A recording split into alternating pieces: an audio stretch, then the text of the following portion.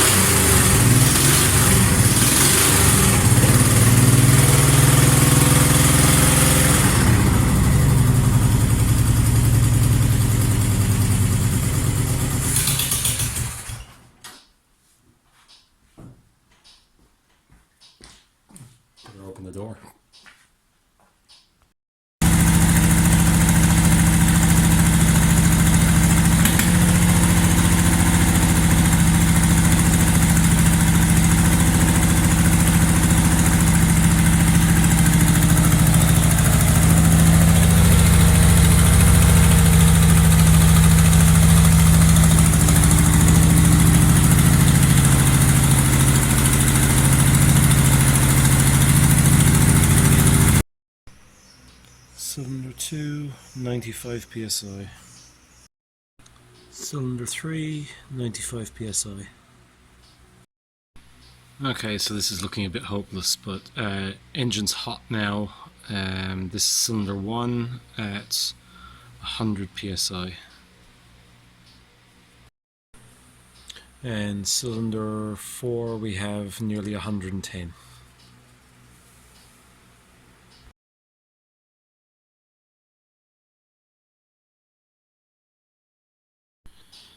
So there we have our 1.9 water boxer. Compression is all over the place. It was running on 3 cylinders and occasionally picking up the other one, but very little, and it doesn't seem to pick it up at higher revs or anything, so I don't know if it's valve seats or what's the story with it. Going to look into that a bit more. Engine bay, got a bit of access now. Now next I'm going to have a look at getting the transaxle out and the rear swing arms off, if I can figure out how to keep the van where I want it. But yeah, we'll have to see whether we're going to go down the conversion route on this or what we plan on doing.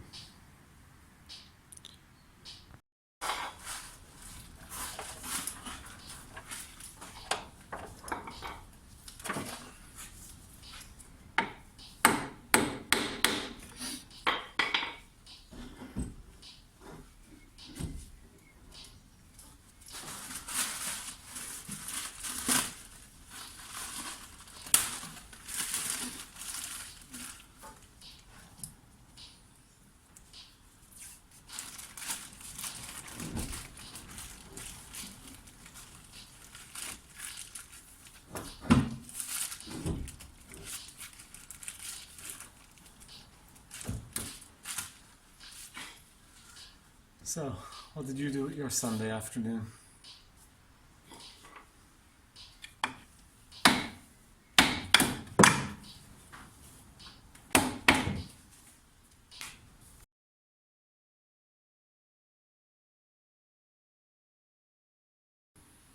Getting a bit roomier in there now. So we have it. This was a 5-speed box in this, which is nice. It's the clutch cylinder I put on it a while back. It was just as well I got a replacement one because all this was just manky on the other one. But that gear seems to go through those gears pretty nicely and stuff, so give that a clean up, but that'll be going back in for sure. Okay, so I'll take you on a journey to the depths of the engine compartment. Right, so I'll have a look around in here. That's kind of surfacey stuff there. The inside of the back panel is all surface rust. It's pretty rubbish. Back of some of the repairs there. That little repair behind the tow bar I might actually fix from the inside and just leave the tow bar where it is. But first reason the gearbox has come out is chassis legs back here. So some of that surface, some of its holes rotten through. So you can see another one up the top there, and a bit of rot there in the bottom of the rear spring mount. Probably have to take down that piece of lining in there. Don't want to touch it just yet. I'll do that when a few more of these pipes etc. are out of the way. This side isn't as bad. Kind of actually looks solid enough for the most part on that leg. I mean, these are the places you just can't see. Yeah, so that's the main reason for getting that gearbox out of there, because there's no other way in here to do those repairs. They won't be that bad to do. It's all on heavy steel and it doesn't really matter how pretty they are afterwards, so it's not too bad.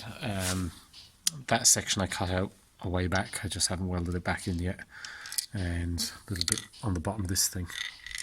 can't believe how many expansion tanks and bits of weird ass piping these vans have. I mean, I haven't looked this up yet, but what the hell is this pipe?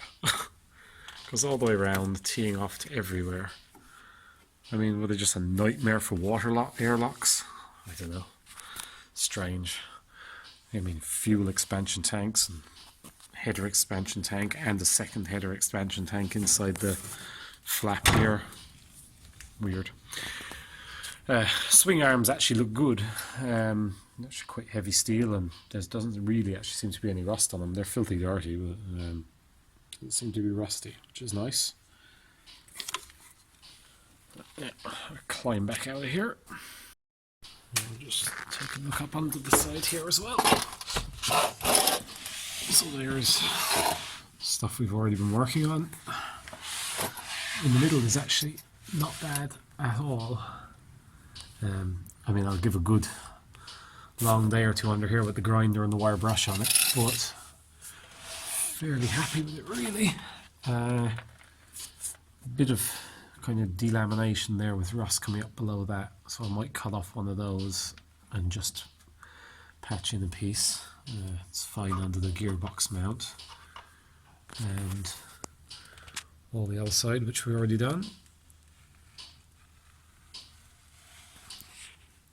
And then of course the other thing that has to come out here is that tank to do that other little repair above it.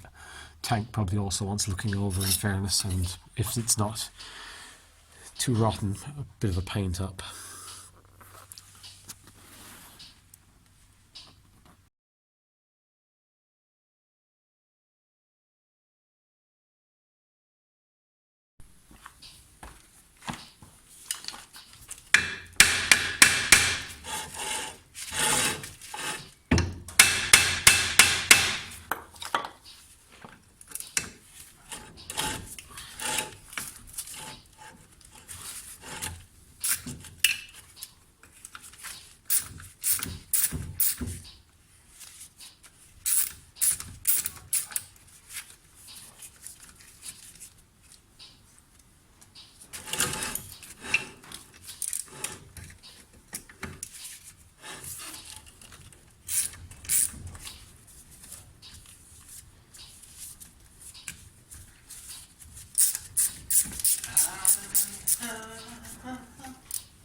Block my sound out now.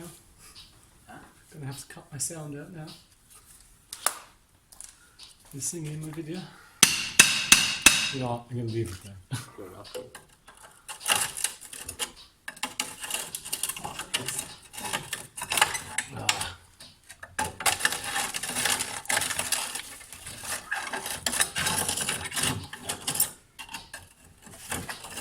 This rocking back place.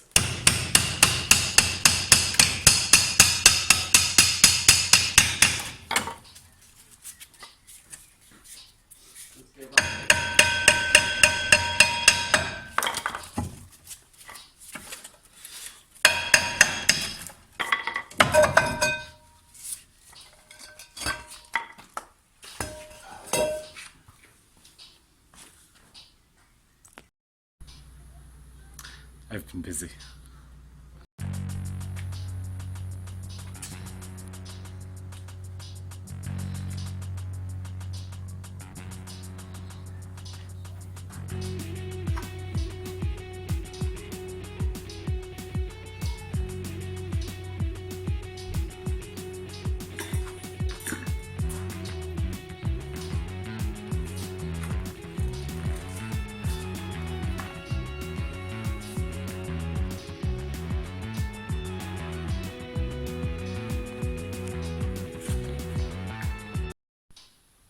This is this is delightful work. This is yeah, the van that just keeps giving. To show you what I've been at there. So I've just been in here with the wire brush on the grinder and the grinding discs, and tackled a lot of this stuff. I'll jump in there and show you the inner part. Now, I'm sorry if I'm giving anybody anxiety about the parts of your own vans you haven't seen, but hopefully none of them look anything like this one does. This side is not so bad. A bit of a corner there on the back of the spring mount on the passenger side. With a hole in there. It's not too bad. This side, it's a good bit worse. A second, stick the light in there somewhere. So it's fairly thin in a lot of places along there. I think I'm going to plate it the whole way up to the front. Just going to reinforce that all with a plate. I've cut out a little section there. That's just a little bit of angle. Cleaned down up there as well. That was fairly covered in flakes of rust. But it's all solid under it. A bit in the top of this as well. This leg is, that's pretty bad really.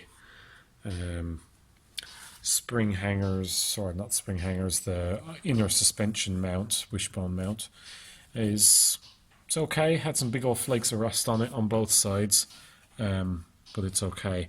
There is a fair few bad sections along the front, so I'm going to have to get the water tank out on the inside of the van and cut out a good section of that, I think.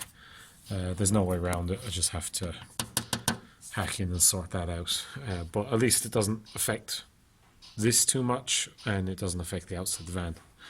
So the rest of the way around, it's got wax oil or something on this. I'm going to have to try and get that off because I want to paint all this.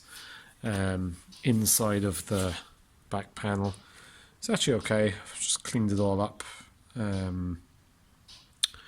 Ground down some of the rustier places, but yeah, it's all there anyway. And the other side there isn't bad either. Guess they're preserved a little bit in the engine part. Up around the top is not too bad either. And for the most part, up all of that behind that sound deadening that was in there looks okay. So yeah, it's not terrible. Inside the wheel arch is looking half respectable. It was actually all covered in under seal, so I've just ground a lot of that off. In behind the spring mount are pretty bad in there. Not sure exactly what I'm going to do. I think I might get some new tips for the plasma, cut out a whole square and weld in a whole square in there. I think that might be the best option. Again, you can see where it's gotten bad. That's just where it goes up against the tin work. I think the chassis legs, for the most part, actually just triangulate down and step down onto the main ones running forward. I think they just end there against the sheet metal. So I've sorted that out, and now I can fully access this. The back of the this is the back of the outrigger, and repair all that section there. And the same with plenty of access to get at those now in the back of the wheel arch. Shock mounts, and for the most part the spring mounts are actually in good condition. Look at the other side. Right, so this is the driver's side. Chassis leg looks okay, same with the top shock mount, and the chassis leg's alright there on the outside. Same sheet metal problem there, needs looking at, and the repair on the, need to finish this repair on the back of the sill. But here is pretty bad behind the spring, as you can see, daylight straight through there. So again, I'll have to try and cut that whole square out and weld a whole new piece in there. Even the base is not great there, so I'm gonna have to box that bit up pretty well. That definitely wanted looking at. Rest of the wheel arch looks okay really, and I've got to get to the inside of the quarter panel and weld that in as well. Inner shock mount is good. I've cut the brake hoses. They need replacing anyway, and I had a job because the bolts were seized. The inner bolt was seized in that swing arm as well. I'll give you a look at some of this stuff. So I pulled off the drums, but that was just to disconnect the handbrake cable. Actually, the drums and shoes and stuff look good, and there's no leaking from the cylinders. So that might be something I'll leave alone for now. But that back plate is mediocre. This one is completely shot, so I have to get a back plate for that.